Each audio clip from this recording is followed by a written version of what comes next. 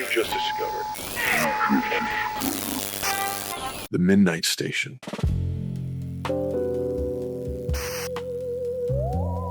Stories of forgotten gods, broken people, and the terrible things waiting for us in the dark. So dim the lights, turn up the volume, and lock your doors. You wouldn't want to end up in one of my stories.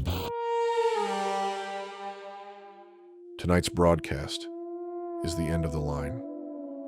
The Fright confronts the truth behind Jungle Jim's murder. Old debts come due, and not everyone walks away from the main event. This is the final chapter of Kayfabe Is Dead.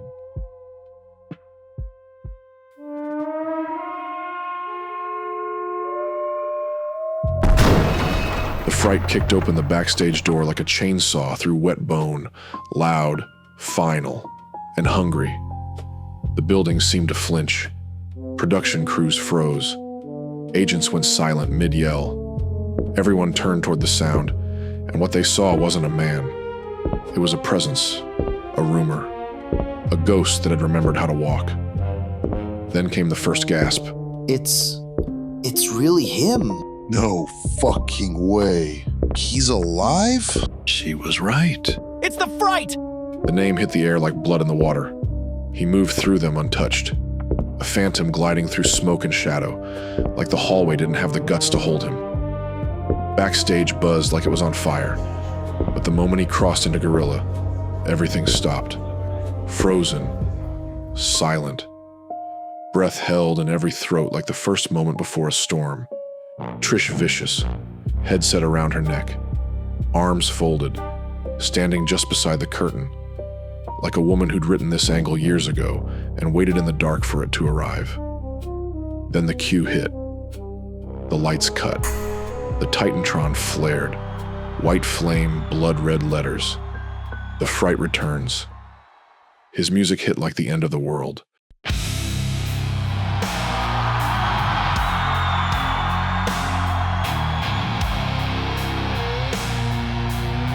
The arena, packed to the rafters, erupted. Banners shook. Phones lit the dark.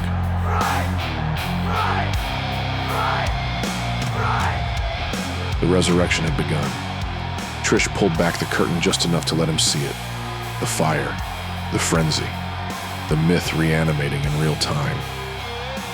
She turned, smiling, like Whale watching Karloff in full makeup emerge onto set for the first time. You hear that? They're chanting your name again. The crowd screamed like they were about to witness a miracle, like God himself was about to step through the curtain. The Fright didn't speak, but his body reacted. His spine aligned, his frame expanded. The limp vanished like it had been part of someone else's story. The mask was white again, white as bone. I knew you'd come. The moment I saw Jim's corpse, bloated, gutted, bleeding across the tile, I knew you'd feel it. Like a bell ringing into the depths of the underworld. Fright looked at her, with a tear in his dead eyes. Did you kill Jim, Trish? I didn't kill him. I just watched him die. I saw an opportunity. I saw the ultimate story. What's the one thing that could bring the Fright back from the dead? The death of his best friend. So I leaked it. I sold it. I made it art. Because I'm an artist, Fright. I am the great storyteller of this generation. She gestured to the monitors. Out there right now is Chaz Sussex. He's the rookie I told you about, and he's talking shit about Jungle Jim. Get out there and break his fucking knees. You've always wanted this, to come back, but you wanted a hero's welcome.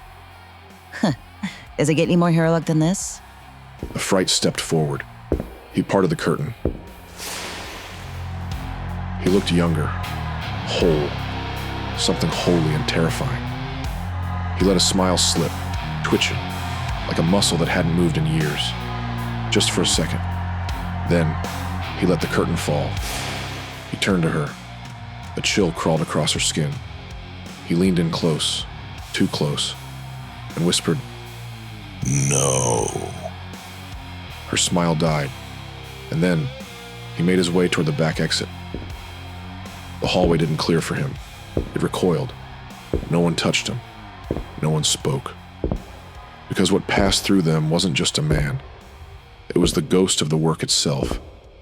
Older than promos. Older than finishers. Something that had bled in those halls long before any of them got there. He walked past every soul like a slow-moving judgment. Kicked open the back door and stepped into the rain. No music, no spotlight, no return. Just a man in a mask, vanishing into the dark. Kayfabe was dead, and he refused to bring it back.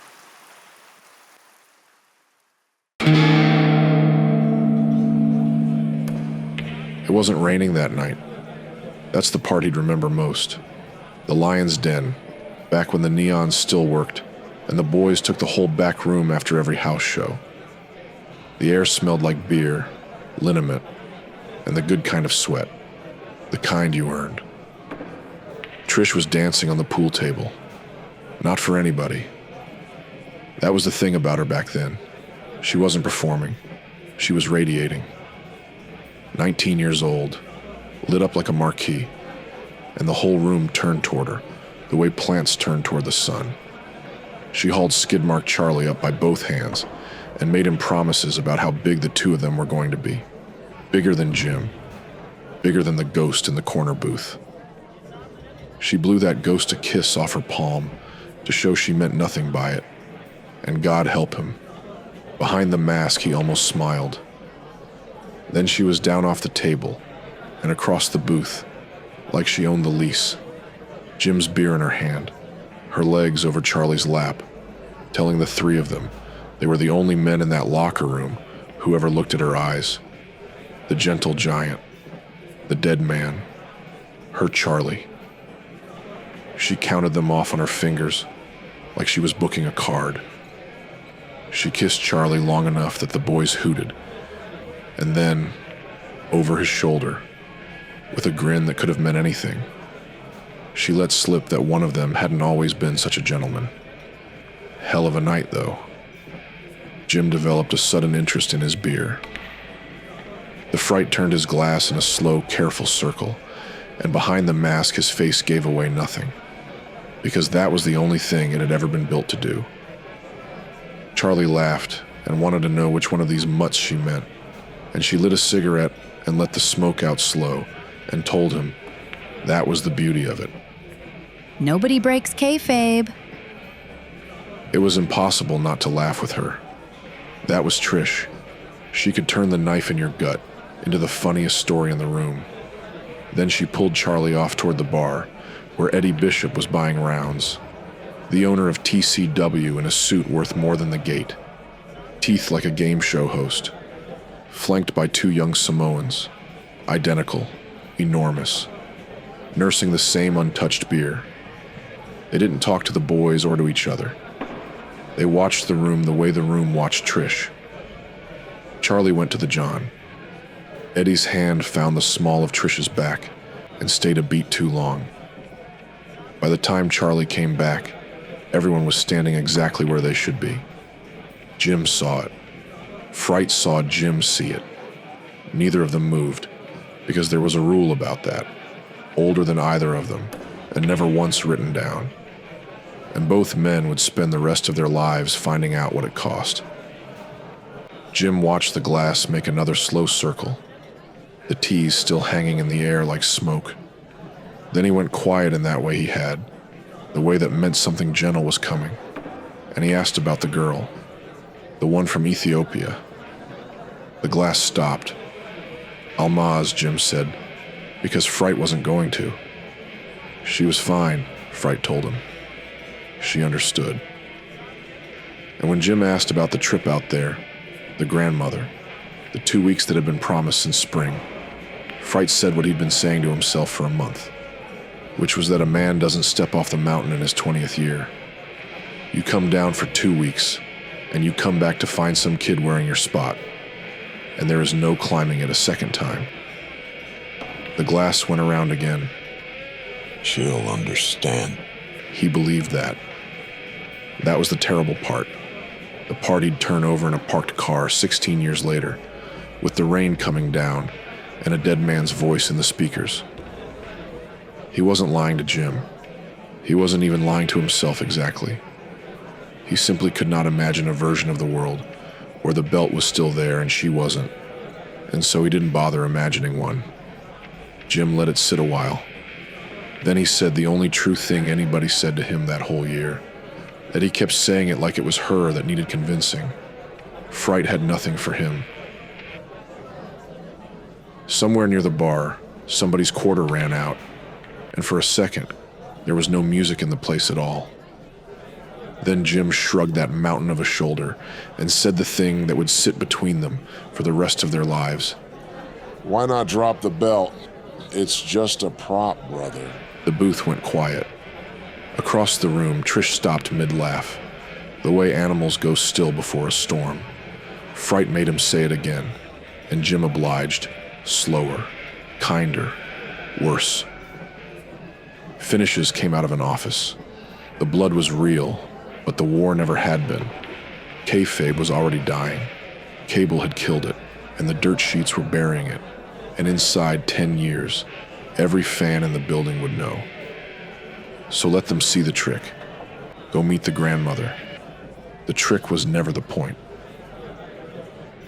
The Fright set his glass down very carefully, the way a man sets down something he might otherwise throw.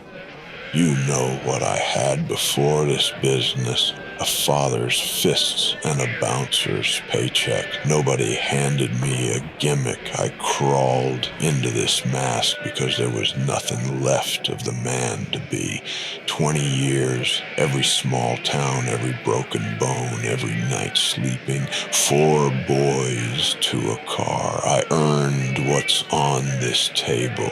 And it's only worth something because 30,000 people believe it's worth something. The day they stop believing is the day every one of those beatings was for nothing.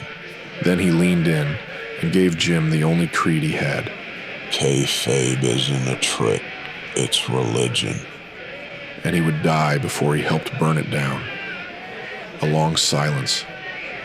Then Jim smiled, sad and huge, and clinked his bottle against the glass and told him that was the difference between them. Fright thought it was a church. Jim thought it was a seance, and one of these days somebody was going to turn the lights on. Fright said he hoped he'd be dead before they did, and Jim, laughing, warned him that in this business, wishes come true. They both laughed, because it was still funny then, and neither of them said her name again. Somewhere past midnight, Danny Diamondback got drunk enough to put a finger in Charlie's chest. Something about jobs, something about Trish, and cocked a fist back. He never got there. A white glove closed around his wrist, and nobody had seen the Fright leave the booth. Nobody ever did. Charlie insisted afterward that he'd had him. Fright agreed that he had. It was the kindest lie he ever told, and it cost him nothing. And years later, on a mat in a dark arena, he would find out what it's worth to have somebody cross a room for you. Later, through the front window, they'd watch Diamondback out in the lot, on his knees on the wet asphalt in front of Eddie Bishop, snake chain glinting at his throat, begging for something everybody could guess at. Eddie stepped around him like a puddle. Then he came back inside, and he came straight for the booth. He slid in uninvited, the way owners do, Trish on his arm, Charlie trailing like a caddy, the 2 big Samoans taking the corners like furniture. He raised his glass, and the back room went quiet the way rooms did around Eddie Bishop. He toasted his champion. He gave them that game show smile, and he promised the whole room that this man would be their champion till the day he died. The boys cheered. Trish whistled through her fingers and shouted the only two words that mattered. Somebody, somebody. And Charlie lifted her off the ground, and she was laughing, and she was a ball of light, and none of them could see what she'd have to become to survive them. The Fright lifted his glass, and behind the mask, he was smiling. He believed it. God help him. They all believed it. Charlie believed Trish. Jim believed the lights coming on couldn't kill anybody. Fright believed there was time. Then the door swung open, and a kid walked in, carrying 3 gear bags that weren't his. He greeted every man in the room like he'd rehearsed it. Every vet, every ring crew guy, all the way down the bar, patient as a collection plate. When he reached the back booth, he stood there like an altar boy. Excuse me, sirs. I just wanted to say, watching you guys work is the reason I became a wrestler. What's your name, kid? I'm Geronimo Jones. Just got recruited by Eddie from this little territory in New Jersey. And Jim told him. By the next round, we'll talk. And the boys laughed, and the kid laughed with them. And just for half a second, so quick that nobody but a ghost would ever remember it, his eyes drifted to the championship belt on the table next to Fright's glass. It wasn't envy. Envy burns. Whatever was behind those eyes knew how to wait. It wasn't raining that night. It should have been.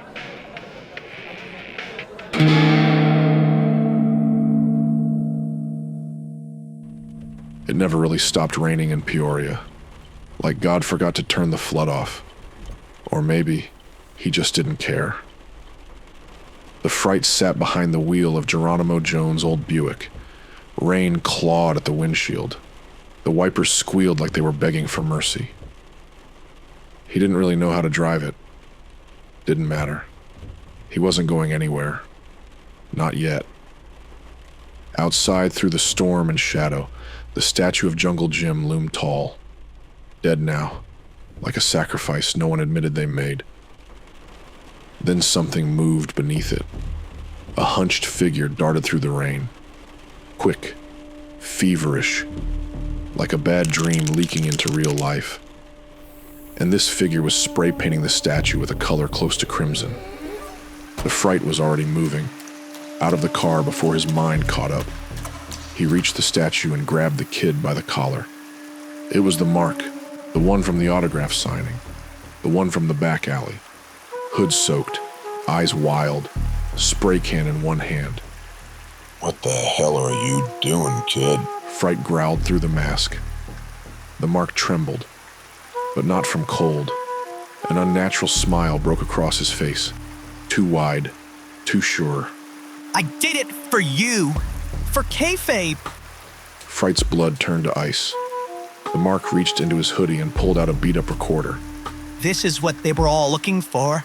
He pressed it into the Fright's chest like he was passing a curse. Then the kid vanished into the storm. Gone, like blood on a red turnbuckle pad. Fright stared down at the recorder, like it might bite him. He turned, got back into the Buick, closed the door, locked the world out. He hit play. No static, no crackle, just Jungle Jim's voice, clean as truth, like he was sitting in the passenger seat. And now, a preview for next week's episode of the Midnite Station.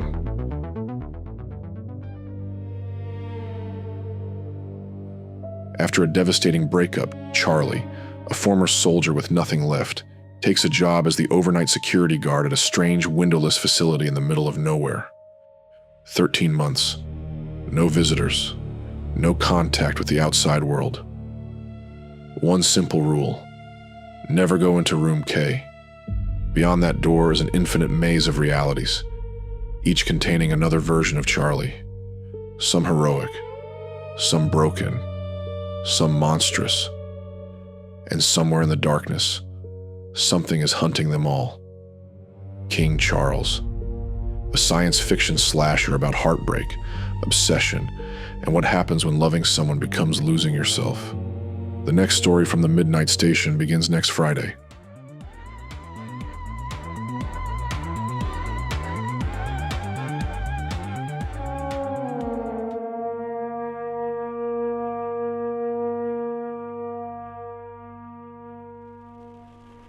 Okay, everybody, welcome to Wrestling with the Past. Today's episode, this one's been in demand for a while. I've just been too much of a coward to talk about it. The Fright. The greatest technical wrestler of all time. Scary white mask, body like a cinder block. Even if you thought wrestling was fake, you knew Fright was real. Fright once told me he became a wrestler because his old man used to beat the hell out of him. Then he became a bouncer, and the hell beat out of him there too. Played football, played hockey, and he figured out the only thing he was really good at was taking a beating and giving one back. He saw himself as a hero, and one of the last.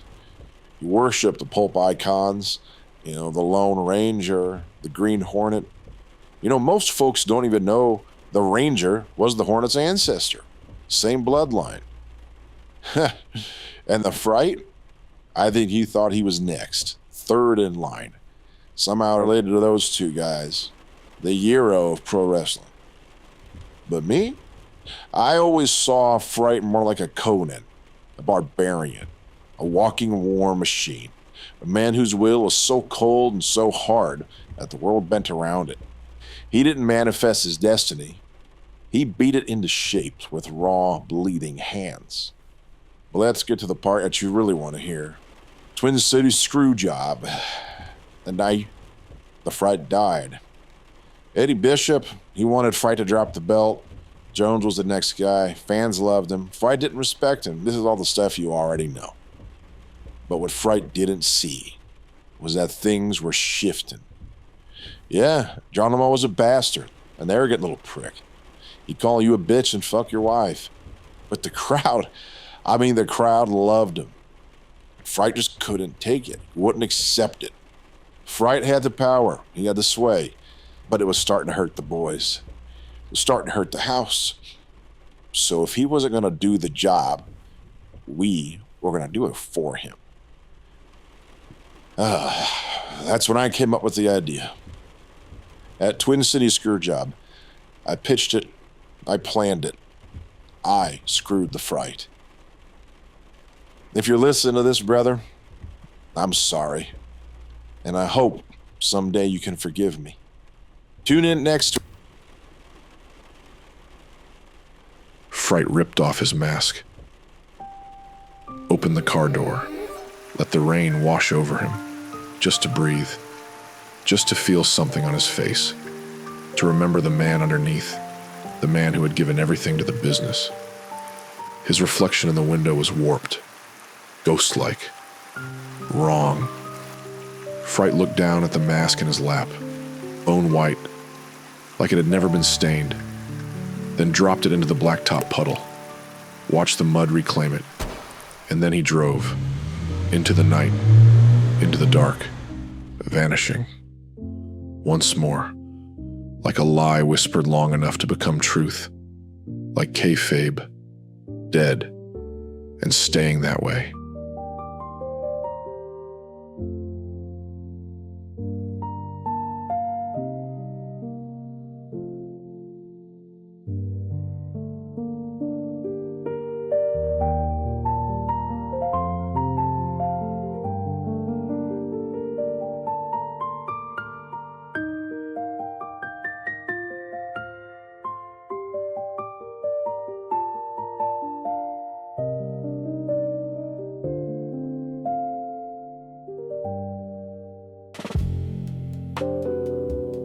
And that concludes this broadcast of the Midnite Station. Tune in next week for another trip into the weird frontier.